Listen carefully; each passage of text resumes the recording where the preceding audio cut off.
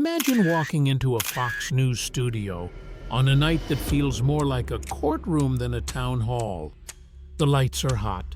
The cameras are live to 60 million homes, and the air is so thick with anticipation you could slice it with a bayonet. The title card reads, Immigration and American Values. But everyone in the room knows this isn't about policy nuance. This is about loyalty.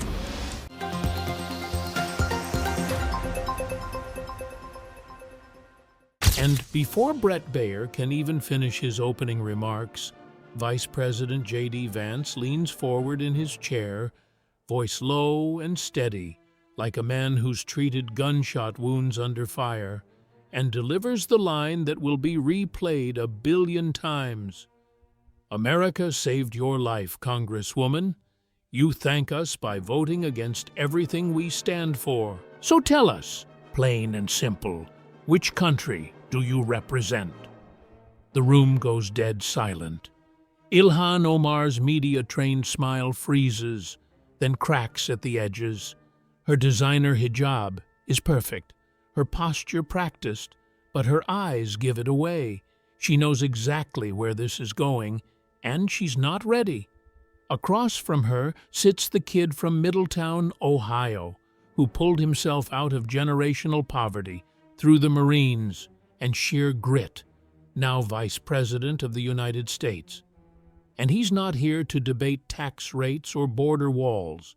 He's here to demand accountability from someone America rescued, clothed, educated, and handed one of the most powerful jobs on earth. The audience is stacked like a jury chosen by fate itself. Front rows, military families and veterans, some still in uniform, others in civilian clothes with prosthetic limbs visible, purple hearts pinned to jackets, faces carved by sacrifice. Middle section, 9/11 survivors and Gold Star relatives, many holding framed photos of loved ones who never came home from work that Tuesday morning. Back rows, Somali-American immigrants who came here legally, worked multiple jobs, learned English, started businesses, and raised kids who stand for the pledge without hesitation. They didn't come to shout. They came to listen and to judge. Vance doesn't shout either. That would be too easy. Instead, he speaks with the calm of a man who's seen worse than political spin. He's seen war. He begins not with attacks, but with facts so generous they feel like an indictment. He tells her story better than she ever has. In 1991, Somalia collapsed into clan-based slaughter. Militias went house to house, killing based on bloodlines. A 9-year-old girl and her family fled or died. They spent 4 years in the Dadaab refugee camp in Kenya. Tents stretching to the horizon, dust in your lungs, ration lines for food, no school, no future, just the daily grind of not starving. Then, in 1995, the United States of America, a country halfway across the world that owed them absolutely nothing, said yes. Refugee status granted. Plane tickets paid. Welcome to Minnesota. Vance stands up for the first time all night, walks to a whiteboard set up just for this moment, starts writing in bold marker like he's settling a bar tab. Item 1, safety from being murdered in the street. Item 2, free public education in good schools with teachers who cared. Item 3, health care when you were sick. Item 4, clean water, electricity, roads that don't have checkpoints run by warlords. Item 5, path to citizenship, the chance to become a full American. Item 6, the right to vote. Item 7, the right to run for office. Item 8, a 6-figure salary paid by American taxpayers. Item 9, a seat in the United States Congress. one of only 435 people who make laws for 330 million Americans. He steps back, lets the list hang there under the studio lights, then turns to Omar and says almost gently, "America gave you a life you would not have had. Literally saved your life, gave you opportunities you could not have dreamed of in a refugee camp. And this is how you choose to repay that gift?" He doesn't wait for an answer yet.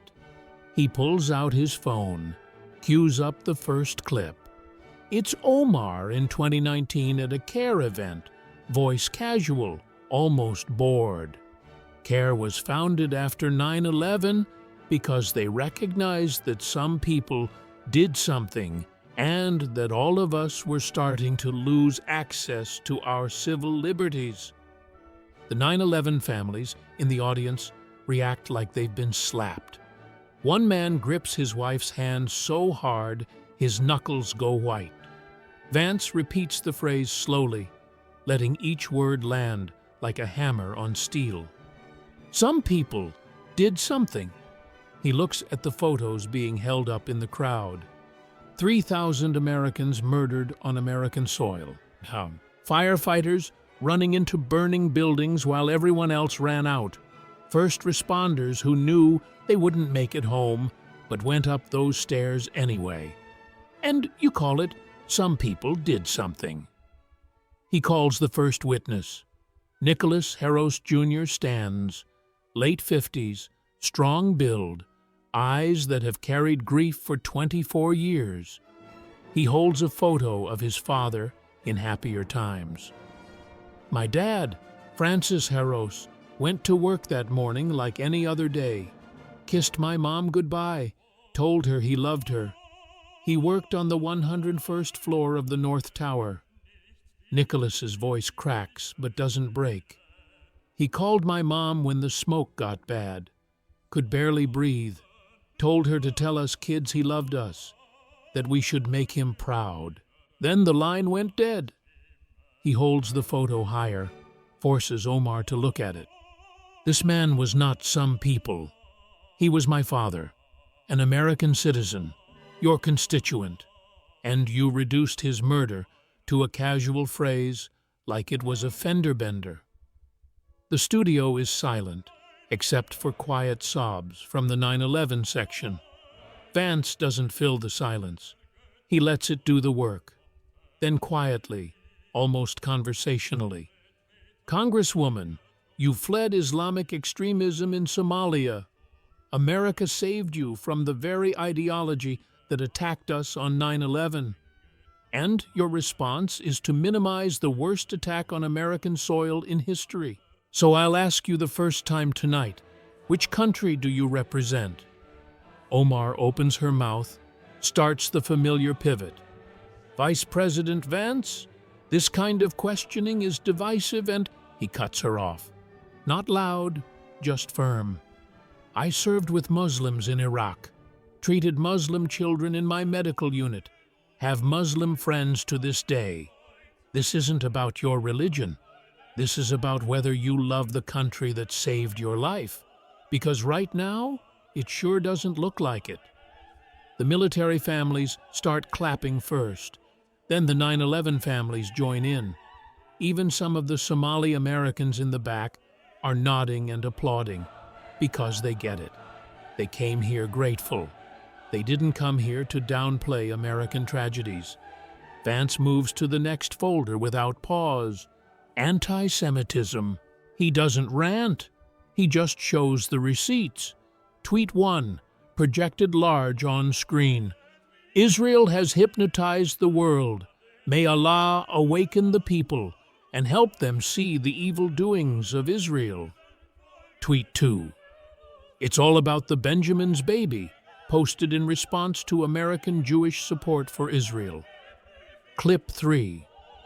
Omar on video suggesting American Jews have dual loyalty. Vance lays it out plain. "These aren't policy disagreements. These are ancient anti-Semitic tropes, the kind used to justify pogroms in Europe. the kind that led directly to the Holocaust. He calls Sarah Goldstein to the front. She's 84, frail but unbroken, walks slowly with a cane. When she reaches the center, she doesn't speak at first. She just rolls up her left sleeve. The faded Auschwitz tattoo is still visible under the studio lights. The entire room inhales sharply.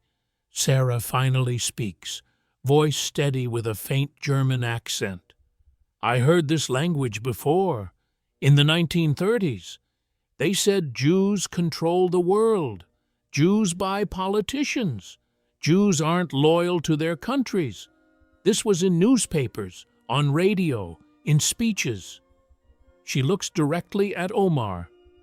"My parents, my brothers, my sisters, all gone because of that language. And now I hear it again in the United States Congress from someone America saved from genocide." Sarah sits down. No one claps yet. The moment is too heavy. Then Vance calls Daniel Abrams, a 19-year-old college student from Omar's own district. He holds up his phone, shows a photo of his dorm door last year, a swastika spray-painted with the words, "It's all about the Benjamins," underneath. Daniel's voice shakes with anger. "I've never been to Israel. I'm just a Jewish kid from Minnesota. But because my congresswoman made that kind of talk acceptable again, someone thought it was okay to put Nazi symbols on my door." He looks at Omar. "You didn't just criticize policy. You gave permission to hate." Vance turns back. "Congresswoman, America gave you refuge from identity-based persecution. And your gratitude is to recycle the same hatred against Jews here? Second time I'm asking, which country do you represent?" Omar tries the standard deflection. "Criticism of Israeli policy is not anti-Semitism." Vance doesn't let her finish the sentence. "Saying Israel hypnotized the world isn't policy criticism. Saying congressional support for Israel is all about the Benjamins isn't policy criticism. Accusing American Jews of dual loyalty isn't policy criticism. These are conspiracy theories straight out of 1930s Germany. And a Holocaust survivor just had to sit here and listen to you defend them." The applause starts slow, then builds. Jewish families in the audience are crying and clapping at the same time. Even Brett Baer looks uncomfortable trying to move on. Vance opens the thickest folder yet. Voting record. Not one or two votes taken out of context. A pattern. He goes through them one by one, explaining each like a prosecutor laying out evidence. July 2010, House resolution condemning BDS, the movement to economically strangle Israel, America's closest Middle East ally. 398 members vote yes. 17 vote no. Omar is one of the 17. May 2019. Maintaining sanctions on Iran, the world's leading state sponsor of terrorism, the country that funds Hezbollah and Hamas and chants "Death to America" at government rallies. Overwhelming bipartisan support to keep the sanctions. Omar votes no. September 2021. Funding for Iron Dome, a purely defensive system that intercepts rockets aimed at Israeli civilians, schools, hospitals, playgrounds. It harms no one. It only saves lives. 420 members vote yes. 9 vote no. Omar is one of the 9. Recognizing the Armenian genocide, blocked because Turkey objected. Omar sides with Turkey. Funding for Afghan interpreters who risked their lives helping American troops. Omar votes no. Time after time, when America has to choose between its interests and its enemies, she chooses the enemies. Vance calls Colonel Michael Calhoun forward. Army veteran, prosthetic leg visible below his uniform pants, chest full of medals. Lost the leg to an IED in Fallujah, 2007. 3 friends killed in the same blast. Calhoun doesn't shout. He just looks at Omar and says, "I gave my leg so this country and our allies could be safe. You vote to weaken both. So tell me, Congresswoman, what exactly have you given America? Anything at all?" He sits down. The military families give him a standing ovation. Vance, 3rd time. Which country do you represent? No answer. He moves to the personal allegations, carefully, factually, no gossip. The 2009 marriage to Ahmed Noor Saeed Elmi. Public records. Extensive investigative reporting. Unanswered questions about possible immigration fraud against the very refugee system that saved her family. Confirmed campaign finance violations by the Minnesota board. Money shuffled to her husband's firm personal use of funds. Vance's tone is almost sad. The refugee program runs on trust. People fleeing real danger depend on honesty in the system. If someone abuses it, it hurts the next family running from genocide. And the evidence suggests you did exactly that. He pauses. 4th time. Which country do you represent? Omar calls it debunked conspiracy theories. Vance. Public marriage records aren't conspiracy theories. Minnesota board findings aren't conspiracy theories. These are documented facts you've never adequately explained. He shows statements from Democratic leaders distancing themselves. Nancy Pelosi, after one of Omar's controversies, "I'm glad leadership spoke out against these comments." Translation: We're condemning our own member. Chuck Schumer: "I believe the comments were inappropriate." No defense, just damage control. Even the squad goes quiet. Rashida Tlaib: "I can't comment on personal situations." AOC, suddenly very focused on her own district. Empty chairs where Democratic colleagues were supposed to sit. They slipped out during breaks. Vance: "When your own party won't defend you, that tells you something." 2 hours in, the studio feels different now. Heavier. Vance stands one last time, gathers every folder, every piece of evidence, every testimony, and places them in a stack in front of Omar. He's asked the question 7 times. Each time, dodged. Now, voice calm but carrying absolute authority. "I represent the United States of America. My family has been here generations. We worked the coal mines, fought the wars, paid the taxes. I wore the uniform, took the oath, bled in Iraq. I can answer without notes, without hesitation. Your turn. Final time. Which country do you represent?" The clock starts. 10 seconds, 20, 30, 40. 52 seconds of dead air, the longest silence in live television history. Cameras tight on her face, sweat visible under the lights, mouth opening, closing, no words. Vance finally breaks it. For the record, the Congresswoman declines to state which country she represents. I think America just got its answer. He sits. The studio erupts. Standing ovation from every section. Veterans on their feet. 9/11 families crying and clapping. Somali Americans who love this country cheering loudest of all. The clip goes viral before the broadcast ends. By morning, 500 million views. T-shirts flood the internet overnight. Which country do you represent? In bold red letters. Bumper stickers. America saved you. You voted against us. A primary challenger emerges within days. Hassan Ahmed, Somali-born, legal immigrant, U.S. Army veteran. His announcement video. I'm Somali like her, Muslim like her, came from refugee camps like her family. But I love America. I served in uniform for America. I can say I represent the United States without 52 seconds of silence. He wins the primary in a landslide, 73 to 27. Even in the most Democratic, most Somali-heavy precincts, her concession speech is short, bitter, blames Islamophobia. No one's buying it anymore. November 2026, Hassan Ahmed sworn in.